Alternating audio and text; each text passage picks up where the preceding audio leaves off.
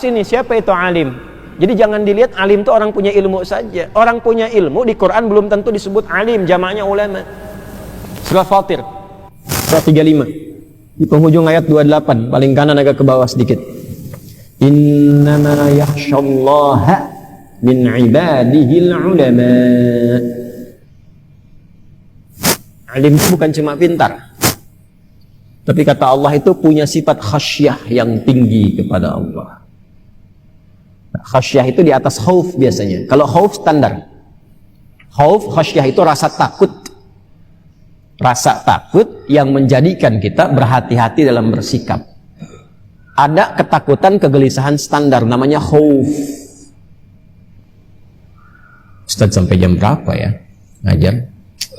Saya khawatirnya sampai jam 7, saya ada janji nih. Saya belum sarapan, kebetulan nggak puasa hari ini. Ya, belum tentu ada snack dari DKM, ya kan? Itu khauf. Karena khauf nanti temannya lapar. Khauf itu temannya lapar di Quran. Ya, ngajinya banyakin. Quran surah kedua Al-Baqarah ayat 155 itu. Wa lanabluwannakum bisyai'im minal khauf. Setelah itu apa? Wal ju'. Jadi banyak orang gelisah itu karena lapar. Baik itu secara tunggal, personal, ataupun komunal. Makanya kehidupan berbangsa bernegara pun harus memastikan rakyat jangan lapar. Kalau banyak yang lapar, gelisah, maksiat banyak. Maka beruntung banyak ulama yang menenangkan. Karena itu ibadah dengan ulama itu didahulukan sebelum rasa lapar. Di surat Al-Quraisy, li'ilafi Quraisy ilafi min rihlatis syita'i was-sayf falyabudu rabb hadzal bait alladzi at'amahum min ju'. Stabilitas ekonomi. Jadi kalau banyak yang lapar dan nggak ditenangkan oleh para ulama, gejolak. Gitu. Nah, khauf temannya lapar. Ya, itu khauf. Ibu khawatir kok anak biasa jam 7 pulang, jam 7:15 belum pulang, itu khauf. Ya. Ibu khawatir akhir bulan, ya, mau ke awal-awal suami belum kasih tanda-tanda, ya, misalnya bulanan, itu khauf. Kalau khasyah di atas itu. Sedang enak-enak begini, tiba-tiba ada suara singa di luar. Hah? Suara apa sih? Buka di jendela, singa udah begini. Kira-kira ketika dalam suasana itu apa yang antum lakukan? Lari. Larinya karena takut kan? Itu khasyah namanya. Maka sikapnya beda antara khauf dengan khasyah. Khauf masih agak tenang, masih berpikir ini. Kalau khasyah itu sudah ketakutan yang terdalam sehingga memberikan respon yang tidak biasa. Nah, ada khasyah yang ditarik dalam pengertian positif. Ada orang-orang yang begitu takut kepada Allah. Takut kalau bicara Allah nggak ridha dengan pembicaraannya. Takut kalau berpikir Allah tidak ridha dengan pikirannya. Sehingga dia memastikan semua pikiran, pembicaraannya, sikap dan sifatnya sesuai dengan ketentuan-ketentuan Allah. Karena rasa takutnya kepadanya sebagai penghambaan kepada Allah. Nah, itulah sifat pertama yang dilekatkan kepada para ulama. Bukan hanya ilmunya, tapi khasyahnya. Sehingga ketika mengajar pun bukan sekedar mengajar. Dia takut kalau menyampaikan materi yang tidak Allah sukai, tidak Nabi ridhai. Ibnul Qayyim Al-Jauziyah, itu ada kawan saya dari Al-Azhar, insyaallah alim beliau, khasyah luar biasa, ngobrol halus sekali, keluar lisannya nasihat tapi halus, memberikan informasi sampai saya diam menitikkan air mata. Satu kali beliau kisahkan, Ibnul Qayyim Al-Jauziyah mengajar dan jamaahnya banyak. Tiba-tiba beliau termenung dan menangis berdoa kepada Allah. Ya Allah, aku khawatir dengan banyaknya jamaah yang belajar itu, najjaw kama qala yaumal qiyamati wa lam anju. Aku khawatir mereka yang sukses, mereka yang benar, mereka yang selamat, mereka yang berubah, aku yang tidak lolos, aku yang gagal. Maka mohon ya Allah, sekalipun dengan kegagalan dan kesalahanku aku mesti dihukum dan diazab, jangan azab aku di hadapan murid-muridku yang belajar. Karena aku khawatir justru azab itu yang mengantarkan mereka pada keselamatan. Sedangkan aku tidak selamat. Jadi antum jangan kira jadi ulama itu begitu mudah, tidak. Godaannya banyak. Siapa yang memastikan niatnya benar untuk mengajar? Siapa yang tahu dia ingin mendapatkan perhatian saja? Dunia saja. Materi, amplop, popularitas. Kadang-kadang berselisih karena ada atau tidak adanya jamaah. Sepi atau ramainya jamaah. Siapa yang tahu? Fitnahnya besar ya, akhi. Fitnahnya besar. Nah, itu yang menjaga itu semua sifat khasyah. Ada seorang berlimul yang khasyah, yang alim. Itu khasyah itu bukan hanya dalam sholat. Yang ketika sholat khusyuk bacaannya, sujudnya lama, menikmati, bukan itu saja. Ada khasyah dalam mengajar. Ini kisahnya seorang alim, muridnya banyak. Tiba-tiba ada guru lain yang mengajarnya lebih enak, lebih bagus dalam menerangkan. Sebagian pindah. Ternyata semakin pindah, tersisa cuma 1-2 orang. Allahu Akbar. Itu dari yang jemaahnya banyak, kita bilang ratusan misalnya, tersisa 1-2 orang. Cara mengajarnya tidak berubah. Keseriusannya, kesungguhannya, perhatiannya nggak berubah sama sekali. Ada temannya yang lihat, ditanya, antum kok ngajar 100 dengan ngajar 1-2 orang, semangatnya tetap sama. Bukankah bisa santai aja cuma 1-2 orang? Apa jawab beliau? Karena aku ini mengajar karena Allah, bukan karena jamaahnya. Ini amanah yang Allah titipkan kepadaku. Aku nggak peduli berapa yang datang, terserah Allah sampaikan berapa kepadaku. Tapi ketika Allah yang amanahkan, mau berapapun jumlahnya, maka aku merasa ketika mengajar sedang diperhatikan oleh Allah Subhanahu wa Ta'ala. Seorang penghafal Quran, sholat Ramadan, di samping seorang tua sepuh. Yang satu penghafal Quran, yang satu belum hafal. Imamnya bacaannya panjang. Rakaat pertama Al-Baqarah hatam. Tarawih. Ya. Jadi begitu rakaat kedua ada goyang-goyang kakinya tuh. Begitu salam, jeda sebentar, iseng nanya. Yang kakek santai aja, diam, tenang. Ya kan? Tanya. Kek, kenapa kakek bisa begitu tenang sholat? Sedangkan saya yang hafal Quran aja udah goyang-goyang. Anda kan sholat karena hafalan Quran Anda dan kekuatan Anda untuk menunaikan sholat. Sedangkan saya sholat karena iman saya dan merasa diawasi oleh Allah Subhanahu wa Ta'ala. Nah, alim itu yang pertama kali khasyahnya. Kalau Anda menemukan orang seperti itu dan sholat di belakangnya, ya, di belakang orang alim ini yang punya sifat khasyah, yang ilmunya baik, tahu fikih salat, ya, apalagi pengalaman banyak. Karena yang pertama setelah faqih itu adalah usia. Semakin usianya banyak, maka dikedepankan. Ya, dalam fikih imam. Yang pertama itu fikih imam dulu. Walaupun usia sepuh nggak tahu fikih, jangan maksa. Jangan maksa. Anda boleh jadi bos, direktur di perusahaan, tapi belum tentu jadi imam di masjid. Ya, karena saya ada pengalaman di situ tuh. Satu kali mimpin pesantren, alhamdulillah qadarullah jamaahnya itu dari pimpinan-pimpinan tuh, unsur institusi. Dan pengen jadi imam. Sebelum saya datang pun katanya, sudah positifnya itu selalu pengen jadi imam. Begitu saya dengarkan bacaannya, agak bermasalah tuh. Sehingga sering terjadi gempa. Goyang hati kita itu ya. Wah, tanya kan, Pak, ini kayaknya belum ideal nih bacaannya nih untuk jadi imam. Wah, jawabannya bagus. Justru kami jadi imam supaya diluruskan di belakang oleh makmum. Saya bilang luar biasa, Pak. Hebat visi Bapak itu. Nggak ada beda antara di kantor dengan di sini. Bagus. Begitu dulu. Ya, kalau orang sedang merasakan nikmat jangan diturunkan dulu, nanti marah, kontra. Masuk dulu. Bagus, Pak. Cuma gini, saya ingin berikan satu tips. Yang Bapak tetap jadi imam, statusnya bagus, cuma membahagiakan dan selamat dalam bacaan. Gimana itu, Ustaz? Sebelum Bapak nanti mimpin sholat, saya siapkan santri supaya Bapak bisa memperdengarkan bacaan dulu. Jadi begitu jadi imam, bacanya udah lebih bagus. Oh, bagus itu Ustaz katanya. Jadi nggak perlu dibetulkan saat Bapak jadi imam. Bagus itu. Nah, sambil menunggu Bapak belajar itu, Bapak tetap jadi imam, tapi zuhur dan asar dulu. nggak turun status kan? Ya, karena kan ada sebagian orang yang memang cuma untuk update status aja, ya kan? Tapi yang ini semangat. Saya bilang saya nggak turunkan statusnya. Bapak tetap jadi imam, cuma zuhur dan asar. Silent kan? Nah, nanti untuk yang maghrib, isya, sambil nunggu setoran, sambil nunggu itu santri ngimamin dulu, sepakat, deal.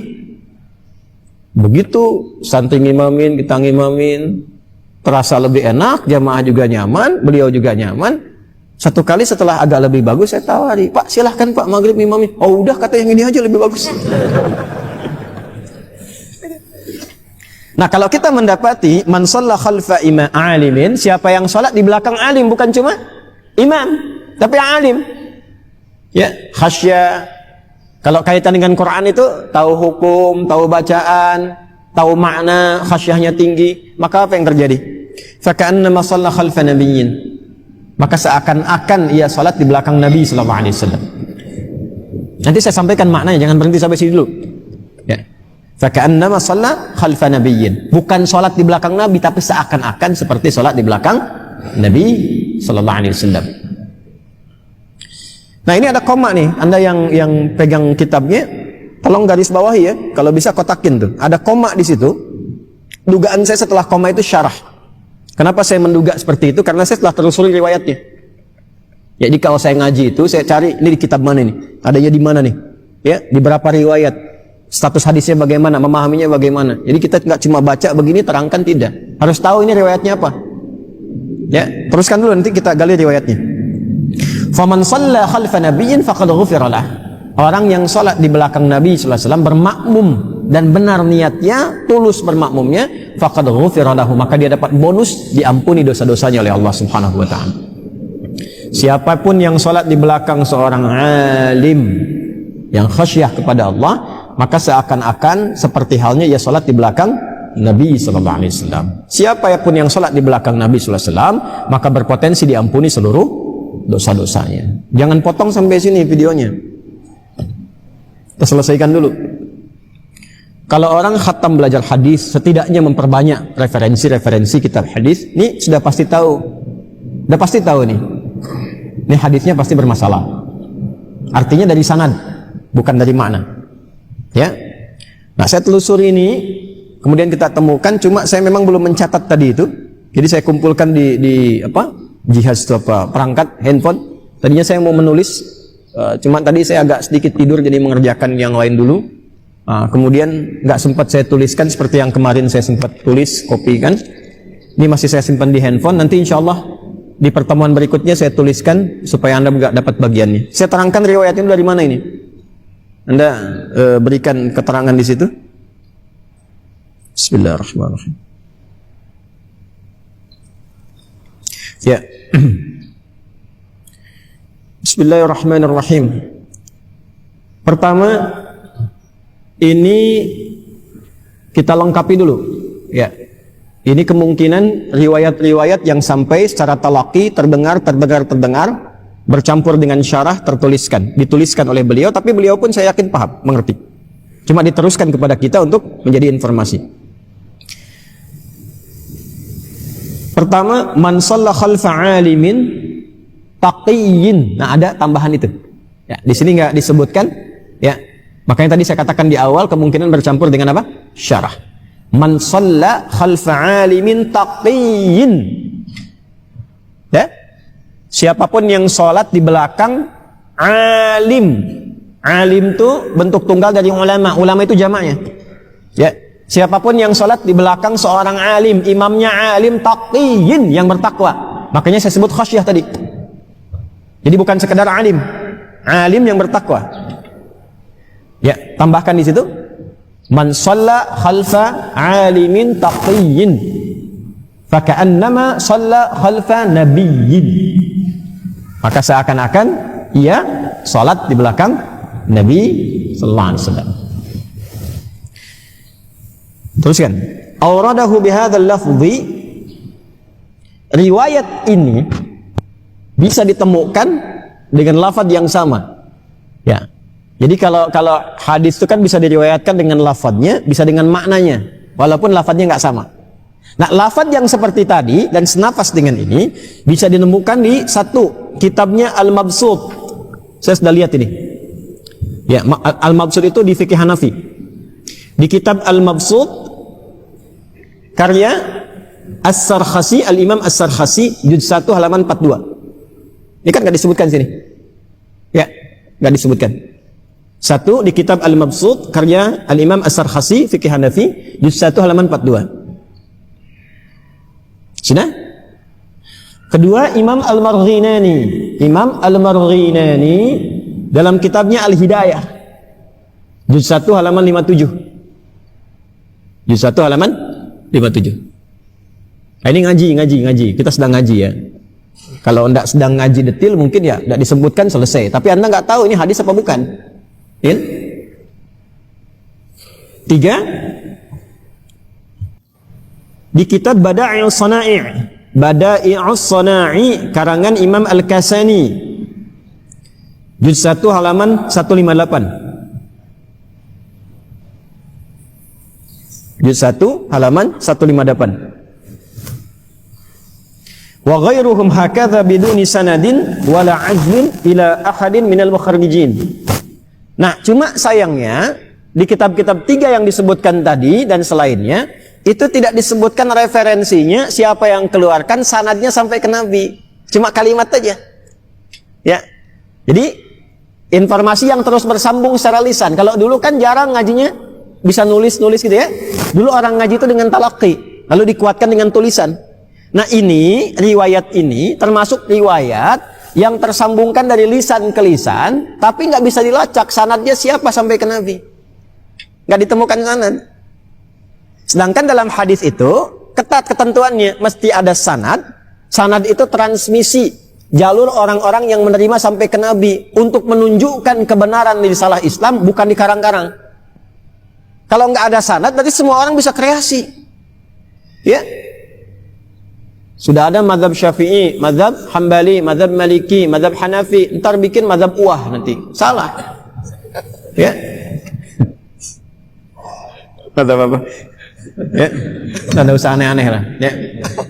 Nah, makanya kata Imam Muslim, antum kalau ngaji Sahih Muslim, itu syarah Imam Nawawi itu ada 9 jilid. Buka jilid pertama.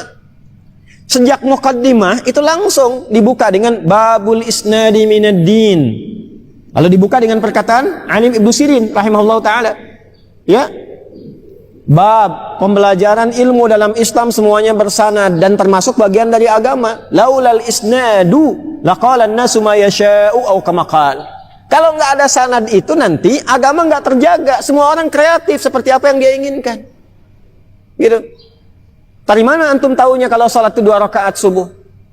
Caranya begitu. Karena kita punya pengajaran bersambung sampai ke atas. Itu yang menjaga agama. Sehingga dibuktikan agama ini benar. Islam itu benar. Kalau nggak ada itu nanti salatnya macam-macam. Yang di Bekasi pakai bahasa Betawi takbirnya. Ali-ali Allahu Akbar dia bilang Tuhan 2 gede. Ntar ke Bandung Allah anu ageng. Ini menunjukkan kreasi manusia. Jadi kalau caranya itu sudah beragam, di Padang pakai bahasa Padang, di Bali pakai bahasa Bali, di Jawa pakai bahasa Jawa, ini menunjukkan itu kreasi manusia. Islam itu karena semua pakem ilmunya tersambung, ya, dan kita temukan semua caranya sama. Yang di Arab dan selain Arab, takbirnya sama Allahu Akbar. Awal sampai akhirnya doa-doanya sama semua, caranya sama, nggak ada yang beda. Ini menunjukkan itu bukan kreasi manusia. Dan dahsyatnya mudah bisa melakukan itu. Kita kan nggak bicara bahasa Arab pada umumnya, tapi kok bisa kalau sholat itu bahasa Arab semua? Kok bisa? Ini menunjukkan kebenaran dari agama itu. Paham ini? Nah, maka mesti ada sanad. Nah, hadis yang tadi disampaikan yang diklaim disebut sebagai hadis itu sanadnya tidak ditemukan. Maka bagaimana ulama mengomentari? Kita nggak usah komentar karena kita bukan ulama. Yang komentar harus pakarnya. Kalau pakar itu komen, kita dengar, kita pahami. Ya, yang bukan pakar nggak usah komen. Sekarang itu banyak yang nggak ngerti masalah pada komen. Yang paling bahaya, masalah punya orang dikomenin orang lain, sehingga muncul masalah baru. Yang paling repot, sedang punya masalah, bukan diselesaikan, malah bikin status di komen. Itu yang banyak terjadi sekarang. Ya. Maka apa kata para pakar? Wal haditsu bihadzal lafzi la yujadu fi syai'in min kutubil hadits. Kata para pakar, Hadis dengan lafaz seperti ini kami telah teliti, kami nggak dapati di kitab-kitab hadis satupun. Jelas? Nah, tapi jangan simpulkan dulu, kan belum selesai ngajinya. Lidzalika qala Az-Zailai, karena itu berkata Imam Zailai fi kitabih Nasbir Riwayah, dalam kitabnya Nasbir Riwayah, riwayat yang mantap. Nasab itu menancapkan sesuatu dengan kuat. Bagaimana taunya riwayat ini dengan kuat, dari ilmunya, dari sanadnya, dari macam-macam. Beliau punya kitab namanya Nasbur Riwayah. Juz 2, halaman 26. Ya. Gharibun. Ini halus, sopan sekali, Masya Allah. Kalau ulama tuh begitu sopan nilai orang lain tuh. Gharib. Rasanya hadis ini asing bagi saya. Asing. Gua langsung maudhu, mau susu, dosa tuh. Gak begitu. Gak begitu. Ulama itu punya hikmah. Imam Al-Ghazali itu luar biasa. Seorang faqih, alim, hujjatul Islam. Semua ulama menggelari hujjatul Islam. Kalau ada orang pengen tahu tentang Islam, beliau hujahnya, dalil yang terkuatnya itu ini. Faqih, punya kitab dalam fikih, ahli usul fikih. Ya. Ngarang kitab yang magdum opusnya Ihya Ulumuddin. Di dalamnya ada riwayat hadis-hadis bermasalah, hadis palsu. Kenapa dicantumkan? Ada hikmah. Orang yang nggak tahu, nggak paham itu, langsung keluar aja. Palsu itu hadis, berbahaya kitabnya. Allahu Akbar, orang nyebut hujatul Islam, yang nyebut ulama. Ente belum masuk kategori begitu, sudah mengatakan bahaya tuh, tinggalkan ini. Anda siapa dibanding Al-Ghazali? Nah, itu cara berpikir. Nah, ini sesama ulama pun begitu. Gharib, rasanya asing hadis ini bagi saya. Nah, kalau ada ungkapan ahli hadis mengungkapkan sesuatu, dicek dulu apa maksudnya. Maka dikatakan wa hadza istilahuhu fi ma la aslalahu minal ahadits. Kata para ulama, kalau Imam Zailai mengatakan seperti itu, maksudnya hadis ini nggak ada asalnya, nggak ada sumbernya yang tersambung ke Nabi. Jelas? Baik. Siapa lagi yang mengecek itu? Ya, ada Ibnu Hajar Al-Asqalani. Ibnu Hajar Al-Asqalani. Ibnu Hajar Al-Asqalani ini itu Masya Allah, gelarnya Imamul Hafidh. Imam dalam ilmu hadis dan hafidh. Hafidh itu artinya hafal minimal 100.000 hadis, matan dan sanad. Beliau yang mensyarah Sahih Al-Bukhari 16-18 jilid. Nama syarahnya Fathul Bari fi syarah Sahih Al-Bukhari. Dan Syekh Muhammad Hashim bin Asy'ari mengumpulkan 19 kitabnya, dimiripkan judulnya dengan itu. Diberi nama Irsyadus Sari. Ya, punya beliau Fathul Bari. Ini kitabnya Irsyadus Sari ini. Ini. Ya, Irsyadus Sari nih. Irsyadus Sari. 19 kitab. 19 kitab. Dan saya belajar, termasuk menghafal juga. Ya, termasuk menghafal. Ya, dari kitab pertama Adabul Alim wal Muta'alim, Risalah Ahlussunnah wal Jamaah, sampai yang keempat An-Nurul Mubin fi Mahabbati Sayyidil Mursalin, terus sampai yang ke-19. Nah, ini beliau punya kitab Ibnu Hajar Al-Asqalani ini, di antara kitabnya yang banyak sekali, beliau menulis 353 kitab. Ibnu Hajar Al-Asqalani. Di antara kitabnya ada yang berjudul Ad-Dirayah, namanya Ad-Dirayah fi Takhriji Ahaditsil Hidayah. Ya, fi Takhriji Ahaditsil Hidayah, bukan Adi Hidayat, ya. Ad-Dirayah fi Takhriji Ahaditsil Hidayah. Kitab Ad-Dirayah, Ad-Dirayah itu menjangkau sesuatu dalam untuk mengecek, ya, untuk mengecek hadis-hadis yang menjadi petunjuk. Di juz yang pertama di halaman 168. Dan juz pertama halaman 168. Jadi yang komen pakar hadis semua nih. Ya, kita cuma ikut. Apa kata beliau? Hadis man shalla khalfa alimin taqiyyin fa ka'annama shalla khalfa nabiyyin. Hadis tentang siapapun yang salat di belakang seorang alim yang bertakwa, seakan-akan salat di belakang seorang nabi, apa salat di belakang Nabi sallallahu alaihi wasallam, lam ajiduhu, saya sudah ngecek tapi saya nggak temukan. Maksudnya saya nggak mendapati itu hadis, ya. Nah, sekarang dengan lafaz ini tidak ditemukan nih hadis, sanadnya nggak ketemu. Maka kenapa muncul di sini? Apa dugaannya? Tuh lihat para ulama. Mereka tidak langsung menghukumi, jangan amalkan, jangan dengarkan. Tidak. Tapi dicari lagi. Ada enggak riwayat yang senafas maknanya dengan ini, sehingga disimpulkan jangan-jangan hadisnya yang ini itu sebetulnya syarahnya. Atau kalimat maknanya, karena hadis boleh diriwayatkan dengan makna. Tuh. Karena itu kita temukan nanti di satu yang sama itu bisa beda lafadznya, tapi intinya sama. Karena hadis boleh diriwayatkan dengan apa? Makna. Lihat, pernah dengar hadis ini enggak? Buniyal Islamu ala khamsin. Islam itu disusun dengan 5 dasar. Pernah dengar? Syahadatin an la ilaha illallah. Pertama syahadat. Syahadu an la ilaha illallah wa syahadu anna Muhammadan Rasulullah. Kedua, tuqimas iqamatis shalah. Salat. Ketiga, itaiz zakah. Zakat dulu. Keempat apa? Puasa ya. Nah, di hadis Al-Bukhari haji dulu. Haji, kelima baru puasa. Nanti ada hadis lain yang keempat puasa, kelima haji. Ya, walaupun beda di urutan tapi sama di makna. Kenapa? Karena hadis boleh diriwayatkan dengan makna. Yang penting secara sanad dia dipastikan bersumber dari Nabi. Orangnya tidak bermasalah. Itu bedanya dengan Quran. Kalau Quran harus dengan lafadznya. Makanya Quran dihafal, hadis itu tidak banyak orang bisa hafal dengan lafadz. Karena bisa banyak lafadznya. Walaupun maknanya sama. Ya, gini. Insya Allah hari Senin saya akan ke Bandung dan ada acara khusus di malam harinya yang memang undangan terbatas. Dah, saya sampaikan begini ya. Ini kan banyak nih, ya, ada ribuan orang mungkin di sini. Keluar dari sini, coba Anda sampaikan lagi informasi dari saya tadi sesuai lafaz saya. Jangan cek YouTube. Pokoknya Anda langsung sampaikan. Hah? Kira-kira bisa nggak? Hah? Pertanyaan saya, lafadznya akan sama nggak? Tapi maknanya sama nggak? Kata Ustadz Adi. Beliau akan ada di Bandung hari Senin malam. Undangan khusus, gitu aja. Ntar saya pastiin dulu. Kata YouTube, cek lagi. Jelas ya? Nah, itulah hadis. Jadi ketika diriwayatkan, sama isinya, lafadznya bisa beda. Karena yang mendengar dari Nabi bukan 1-2 orang. Tapi ditelusuri siapa orang itu. Supaya benar kemudian informasinya dan orangnya tidak ada masalah. Jelas? Dan ketat sekali prosesnya. Nah, sekarang kita kembali ke sini, teman-teman. Saya bacakan dulu. Teruskan. Qauluhu hadzal hadits gharibun laisa fi kutubil hadits. Maka disampaikan bahwa yang selafat dengan ini tidak akan ditemukan di kitab-kitab hadis. Asing, ya, asing.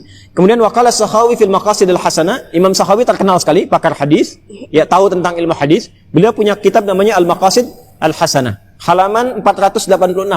Saya lengkap dengan halaman dengan semuanya. Ya. Wa ma waqa'a fil hidayati lil hanafiyyati bi lafdhi man shalla khalfa 'alimin taqiyyin fa ka'annama shalla khalfa nabiyyin falam aqif 'alaihi bi hadzal lafdhi. Kata beliau, kata Imam Sakhawi, saya tidak menemukan satu hadis pun dengan lafaz ini dari apa yang saya ketahui. Intinya, para pakar hadis tidak menemukan dengan lafaz ini yang tercantum dalam kitab-kitab hadis. Maka bagaimana analisis mereka? Nah, wa ma yadhkuruhu ba'dul ulama min syawahida ukhra li hadzal hadits. Nah, ini dia. Maka para ulama ini memutuskan untuk mencari lagi lebih luas. Mungkin ada hadis lain yang senafas dengan ini, ya kan? Sehingga yang viral diriwayatkan itu ternyata syarahnya, pemaknaannya, bukan lafaz hadisnya. Contoh begini. Pernah dengar ini enggak? Idza mata Ibnu Adam, in qata'a sa'iru amali. Jika seorang anak cucu Adam wafat, maka terputus semua amalnya. Illa min thalas, kecuali 3. Pernah dengar? Yang paling viral kan idza mata Ibnu Adam kan? Idza mata Ibnu Adam. Padahal di hadis Muslim ada 9 lafaz. Dari 9 lafaz itu bunyinya begini. Idza matal insanu. Yang kedua, idza matal abdu. Idza matal insan atau idza matal abdu. Jika seorang hamba meninggal atau seorang manusia meninggal, begitu bunyinya. Dan ditafsirkan apa yang dimaksud abdu di sini? Ibnu Adam, semua anak cucu Adam. Untuk menunjukkan bahwa enggak ada manusia pun tinggal di bumi kecuali jalurnya tersambung kepada siapa? Adam alaihissalam. Karena enggak ada manusia kecuali keturunan dari Adam. Kalau ada yang membuktikan atau ingin membuat asumsi manusia berasal dari monyet, dari kera, ya silahkan saja. Itu urusan yang bersangkutan dengan teorinya. Tapi kalau mau digali tetap ketemunya ke Adam. Ya, makanya disebut Bani Adam. 7 kali disebutkan dalam Al-Quran. Nah, tapi yang viral, idza mata ibnu Adam, bukan idza matal insan. Ya. Nah, nafasnya masih sama, maknanya sama. Cuma lafaz hadisnya yang ini, tafsirnya yang ini. Cuma yang viral tafsirnya. Kenapa? Karena tadi dasarnya itu, hadis itu tidak menuntut dihafal lafaznya, tapi diketahui maknanya. Karena itu orang lebih paham dengan makna dan tafsir dibandingkan dengan lafaz. Berbeda dengan Quran, karena membaca Quran itu lafaznya ibadah. Setiap hurufnya ada pahala. Karena itu orang hafal sampai ke lafaz-lafaznya. Kalaupun salah, pasti dibenarkan karena dijaga oleh Allah sampai lafaznya. Ya, secara singkat, apa lafaz hadis yang senafas dengan ini yang bisa kita pahami? Di antara hadisnya qala Rasulullah sallallahu alaihi wasallam, qaddimu khiyarakum tazku salatukum. Kalau Anda sedang menyusun salat berjamaah, qaddimu khiyarakum, maka dorong, majukan yang terbaik di antara kalian. Tazku salatukum, maka salat Anda akan lebih banyak perbedaan manfaatnya, lebih terasa khusyuknya, lebih selamat, lebih jernih, lebih baik rasanya. Maaf, kalau ada orang alim dengan abid, satu ahli ibadah, satu orang berilmu, kira-kira yang terbaik di antara keduanya siapa? Yang berilmu. Karena orang ibadah cuma taklid dengan apa yang dia dapatkan. Orang ilmu tahu bagaimana dia mesti beramal. Dan dia tahu tajwid, tahu tahsin, tahu hukum, tahu khusyuk, itu lebih bagus. Nah, orang yang terbaik dari yang baik itu disebut khiyar namanya. Khiyar. Dari kata khair jadi khiyarun, jamaknya akhyar. Jelas? Nah, Nabi ada hadisnya sahih yang ini, sahih. Nanti ditemukan di dalam kitab Al-Mustadrak, karya Al-Imam Hakim An-Naisaburi di antaranya. Ya.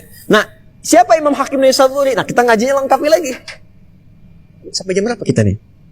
Masih ada waktu nggak? Jadi kalau ngaji tuh begitu enak, ya, kitab ini gitu. Ini kalau ada kitabnya nanti buka. Lazar kalau ada perpustakaan begitu enak tuh. Ya. Imam Hakim Naisaburi itu dari Naisapur, makanya Naisaburi. Al-Bukhari dari Bukhara. Beliau ini jenius. Beliau mengamati Imam Al-Bukhari itu kan imam hebat. Tapi namanya manusia punya ajal, meninggal juga. Nggak mungkin beliau mengumpulkan semua hadis dari Nabi. Kecuali yang bisa dijangkau oleh beliau sesuai ajalnya, sesuai kemampuannya. Ya, tinggalnya kan di Bukhara, berkelana, kan gak mungkin semua tempat bisa disinggahi. Artinya masih ada hadis yang belum dikumpulkan oleh Imam Al-Bukhari. Maka muncullah muridnya Imam Muslim. Merapikan kembali secara sistematis. Makanya Al-Bukhari dengan Sahih Muslim, itu sistematikanya sebetulnya lebih ketat Sahih Muslim, lebih mudah, lebih terukur. Karena muridnya. Kan murid kalau melihat guru, ya kan? Dilengkapi lagi kan? Tapi karena adab tetap didahulukan gurunya, martabat pertama. Makanya antum kalau jadi murid, walaupun lebih pintar daripada guru, tetap beradab. Beradab. Saya ketemu guru saya cium tangannya. Ya. Walaupun guru tuh begitu hormat manggil ustaz, tidak, tetap kita cium tangannya. Anak-anak sekarang saya perhatikan tuh, Masya Allah, pintar sedikit sudah menghujat gurunya. Ya.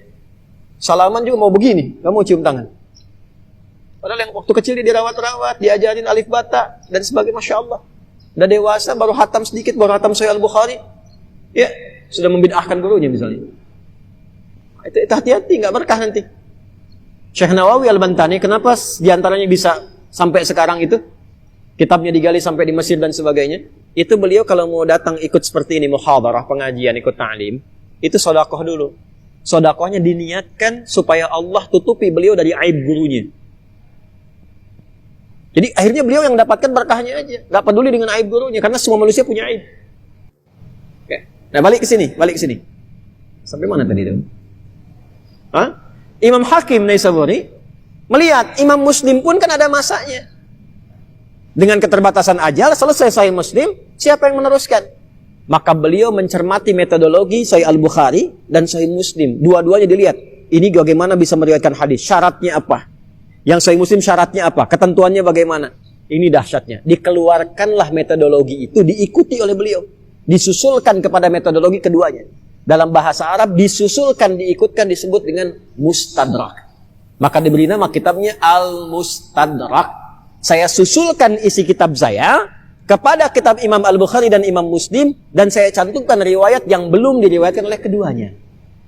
Maka kitab ini memiliki syarat yang sama dengan Al-Bukhari dan Muslim. Jadi ngajinya kita perluas. Apa di antara riwayat yang beliau sambungkan? Di antaranya ini. Jadi ada beberapa, 2-3 riwayat. Ya. Di antaranya, qaddimu khiyarakum tazku salatukum. Kalau mau salat jamaah, tampilkan yang terbaik di antara kalian. Maka salat kalian akan lebih selamat, lebih baik, lebih nyaman, lebih bersih, lebih khusyuk. Ini hadisnya, sanadnya benar. Tersambung ke Nabi. Apalagi misalnya, ini yang lebih panjang. In sarrakum an tuqbala salatukum falyummukum. Jika kalian merasa senang, merasa pengen bahagia, salat kalian diterima oleh Allah, potensi diterimanya makin tinggi, maka dahulukan yang jadi imam itu yang terbaik di antara kalian. Potensi diterimanya lebih tinggi, doa dikabulnya lebih tinggi. Kan yang mewakili kita imam. Makanya kata Nabi, ya innama ju'ilal imamu liutamma bihi fa qiraatul imam qiraatul ma'mum. Dijadikan imam untuk diikuti, bahkan bacaannya pun sudah mewakili bacaan makmum. Makanya di fikih Hanafi, kalau makmum pun diam, ini mazhab Hanafi ya. Mazhab Hanafi nih. Hanafi. Ya, mazhab Hanafi. Kalaupun makmum diam cuma ngikuti imam, itu sudah sah salatnya. Ya. Nanti Imam Syafi'i lebih ketat, mazhab Syafi'i tetap dalam beberapa bagian mesti baca seperti Al-Fatihah. Mesti baca karena bagian dari rukun, ya. Tapi di mazhab Syafi'i kalau dengar pun diikutkan, maka diikutkan pada hadis ini. Innama ju'ilal imamu liyutamma bi. Makanya kalau pilih imamnya benar, Fatihahnya benar, awal sampai akhirnya benar, itu sudah mewakili bagian dari makmum. Kalau berdoanya benar, itu makmum dapat bagiannya. Makanya kata Nabi, kalau Anda ingin bahagia, salat Anda berpotensi besar diterima oleh Allah, doa dikabulkan, manfaat dapat banyak, maka qaddimu khiyarakum. Majukan yang paling baik, majukan yang paling bagus. Nah, siapa di antara yang terbaik yang bisa jadi imam selain alimin taqiyyin? Tuh. Selain orang alim yang bertakwa.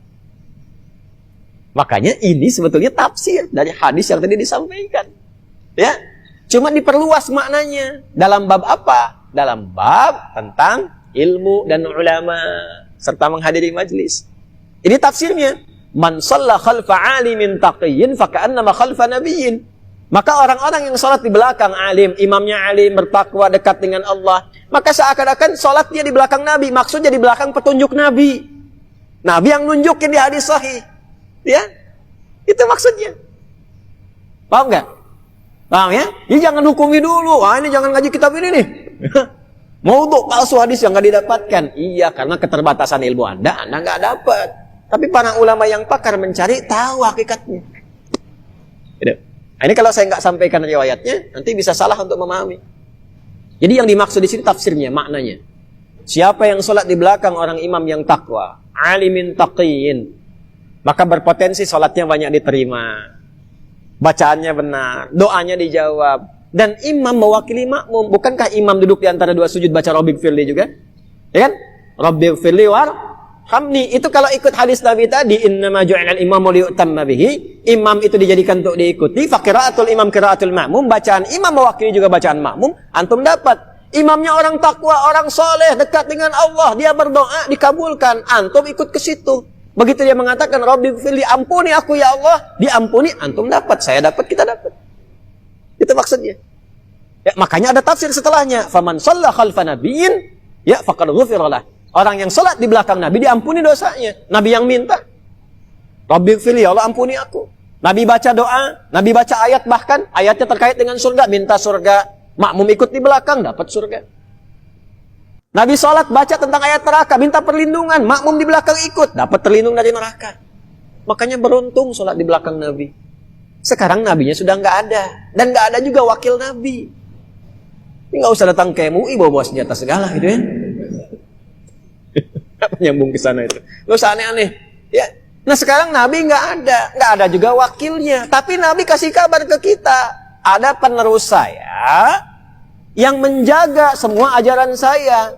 Nah yang menjaga keberlangsungan sampai akhir, itu namanya sanad nanti silsilahnya. Siapa orang yang tersanad itu?